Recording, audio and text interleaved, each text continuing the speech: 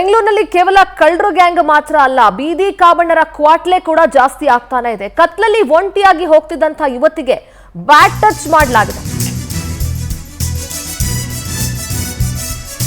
ಬೆಂಗಳೂರಿನಲ್ಲಿ ಬೀದಿ ಕಾಬಣ್ಣರ ಕ್ವಾಟ್ಲೆ ಹೆಚ್ಚಾಗ್ತಾ ಇದೆ. ಕತ್ಲಲ್ಲಿ ಒಂಟಿಯಾಗಿ ಹೋಗ್ತಿದ್ದಂತ ಯುವತಿಗೆ ಬ್ಯಾಟ್ ಟಚ್.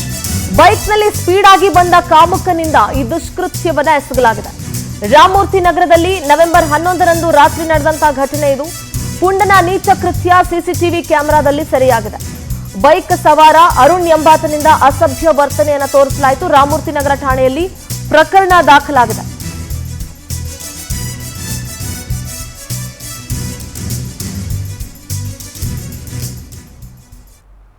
ದೃಶ್ಯಗಳಲ್ಲಿ ಗಮನಿಸ್ತಾ ಇದ್ದೀರಿ, ಕತ್ಲಲ್ಲಿ ಒಂಟಿಯಾಗಿ ಹೋಗ್ತಿದ್ದಂತಹ ಯುವತಿಗೆ ಈ ರೀತಿ ಅಸಭ್ಯ ವರ್ತನೆಯನ್ನ ತೋರಿಸಲಾಯಿತು. ಬೈಕ್ ಸವಾರ ಅರುಣ್ ಎಂಬಾತ ಈ ರೀತಿ ಅಸಭ್ಯ ವರ್ತನೆಯನ್ನ ತೋರಿಸಿದ್ದಾನೆ.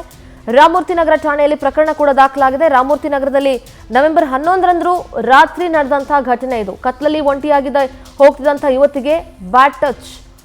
ಬೀದಿ ಕಾಮಣ್ಣರ ಈ ಕೃತ್ಯಗಳು ಕೂಡ ಜಾಸ್ತಿ ಆಗ್ತಾ ಹೋಗ್ತದೆ. ಬೆಂಗಳೂರಿನಲ್ಲಿ ರೋಡ್ ರೋಮಿಯೋಸ್ ಅಂತ ಏನು ಹೇಳ್ತೀವಿ, ಬೀದಿ ಕಾಮಣ್ಣರು, ಅವರುಗಳ ಸಂಖ್ಯೆ ಕೂಡ ಜಾಸ್ತಿ ಆಗ್ತಾ ಇದೆ.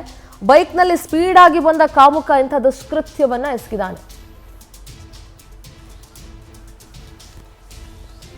ನಮ್ಮ ಪ್ರತಿನಿಧಿ ವೀರೇಶ್ ನೇರ ಸಂಪರ್ಕದಲ್ಲಿ ಜಾಯ್ನ್ ಆಗ್ತಾ ಇದ್ದಾರೆ. ವೀರೇಶ್, ಬೆಂಗಳೂರಿನಲ್ಲಿ ಈ ಬೀದಿ ಕಾಮಣ್ಣರ ಸಂಖ್ಯೆ ಕೂಡ ಜಾಸ್ತಿ ಆಗ್ತಾ ಹೋಗ್ತಾ ಇದೆ. ಒಂದು ರೀತಿ ಇವರ ದುಷ್ಕೃತ್ಯಗಳಿಗೆ ಅಥವಾ ಇವರ ಅಸಹ್ಯದ ವರ್ತನೆಗಳಿಗೆ, ಇವರ ಸ್ಯಾಡಿಸ್ಟ್ ಮೈಂಡ್ ಸೆಟ್ಗೆ ಲಿಮಿಟೇ ಇಲ್ವೇನೋ ಅಂತ ಅನ್ನಿಸ್ತಾ ಇದೆ. ಹೆಣ್ಮಕ್ಳು ಒಬ್ಬರೇ ಹೋಗ್ತಾ ಇದ್ರೆ ಅವ್ರನ್ನ ಬ್ಯಾಟ್ ಟಚ್ ಮಾಡೋದು, ಅವ್ರಿಗೆ ಹಿಂಸೆ ಆಗುವಂತ ರೀತಿ ವರ್ತಿಸೋದು, ಈ ರೀತಿಯಾದಂತಹ ಪ್ರಕರಣಗಳು ಜಾಸ್ತಿ ನಡೀತಾ ಇದೆ.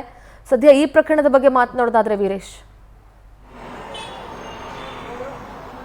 ಖಂಡಿತ ಸಿಂಧೂರ, ಈಗಾಗಲೇ ಬೆಂಗಳೂರಿನಲ್ಲಿ ಪುಂಡರ ಮತ್ತು ಏನು ಒಂದು ಬೀದಿ ಕಾಮಣ್ಣರ ಹಾವಳಿ ದಿನೇ ದಿನೇ ಹೆಚ್ಚಾಗ್ತಿರುವಂತದ್ದು. ಈಗಾಗಲೇ ಪೊಲೀಸರು ಕೂಡ ಇದಕ್ಕೆ ಕಡಿವಾಣ ಹಾಕಿದ್ರು ಕೂಡ ಮತ್ತೆ ಈ ರೀತಿ ಪ್ರಕರಣಗಳು ಕೂಡ ಬೆಳಕಿಗೆ ಬಂದಿರುವಂತದ್ದು. ಮತ್ತೊಂದು ಪ್ರಕರಣ ಈಗಾಗಲೇ ರಾಮಮೂರ್ತಿ ನಗರ ಒಂದು ಪೊಲೀಸ್ ಠಾಣಾ ವ್ಯಾಪ್ತಿಯಲ್ಲಿ ನಡೆದಿರುವಂತಹ ಘಟನೆ. ಏನು ನವೆಂಬರ್ 11ರಂದು ರಾತ್ರಿ ಅಂದ್ರೆ 7ರಿಂದ 8 ಗಂಟೆ ಯುವತಿ ಏನೋ ಒಂದು ನಡೆದುಕೊಂಡು ಹೋಗುವಂತ ಸಂದರ್ಭದಲ್ಲಿ ಆಕೆ ಹೋಗುವಂತ ಸಂದರ್ಭದಲ್ಲಿ ಬೈಕಿನಿಂದ ಬಂದು ಆಕೆ ಬ್ಯಾಕ್ ಟಚ್ ಮಾಡಿ ಅಲ್ಲಿಂದ ಎಸ್ಕೇಪ್ ಆಗಿರುವಂತಹ ಘಟನೆ ಈಗಾಗಲೇ ಬೆಳಕಿಗೆ ಬಂದಿರುವಂತದ್ದು. ಮತ್ತು ಈ ಪ್ರಕರಣ ಕೂಡ ತಡವಾಗಿ ಬೆಳಕಿಗೆ ಬಂದ ಪ್ರಕರಣವನ್ನು ಈಗಾಗಲೇ ಪೊಲೀಸರು ಕೂಡ ದೂರು ದಾಖಲಿಸಿಕೊಂಡು ಕೂಡ ತನಿಖೆ ನಡೆಸಿದ್ರು. ಮತ್ತು ತನಿಖೆ ನಡೆಸಿದ ಸಂದರ್ಭದಲ್ಲಿ ಆರೋಪಿ ಅರುಣ್ ಅನ್ನೋ ವ್ಯಕ್ತಿ ಈಗಾಗಲೇ ದೃಢವಾಗಿರುವಂತದ್ದು. ಈಗಾಗಲೇ ಸದ್ಯಕ್ಕೆ ಆತ ಟಚ್ ಮಾಡಿರೋ ಉದ್ದೇಶ ಮತ್ತು ಆತ ಯಾವುದಕ್ಕೆ ಟಚ್ ಮಾಡಿದ ಮತ್ತು ಏನು ಮೊಬೈಲ್ ಕಿತ್ಕೊಳ್ಳಕ್ಕೆ ಏನಾದರೂ ಹೋಗಿದ್ನಾ ಅಥವಾ ಆಕೆ ಬೇಕಂತಲೇ ಆಕೆ ಬ್ಯಾಕ್ ಟಚ್ ಮಾಡಿದ್ನಾ ಅನ್ನೋದ್ರ ಬಗ್ಗೆ ಈಗಾಗಲೇ ಪೊಲೀಸರು ಕೂಡ ತನಿಖೆ ನಡೆಸಿರುವಂತದ್ದು. ಇದೇ ರೀತಿ ರಾಮಮೂರ್ತಿ ನಗರ ಪೊಲೀಸ್ ಠಾಣೆಯಲ್ಲಿ ಕೂಡ ಈ ಹಿಂದೆ ಕೂಡ ಇದೇ ರೀತಿ ಒಂದು ಮಹಿಳೆಯ ಅಡ್ಡಗಟ್ಟಿ ಆಕೆಯ ಮೇಲೆ ಹಿಂಸೆ ಕೂಡ ಮಾಡಿದ್ರು ಅನ್ನೋ ಒಂದು ಪ್ರಕರಣ ಕೂಡ ಬೆಳಕಿಗೆ ಬಂದಿತ್ತು. ಅದಾದ ಬಳಿಕ ಮತ್ತೊಂದು ಪ್ರಕರಣ ಈ ರೀತಿ ಬೆಳಕಿಗೆ ಬಂದಿರುವಂತದ್ದು. ಈ ಸದ್ಯಕ್ಕೆ ಈಗಾಗಲೇ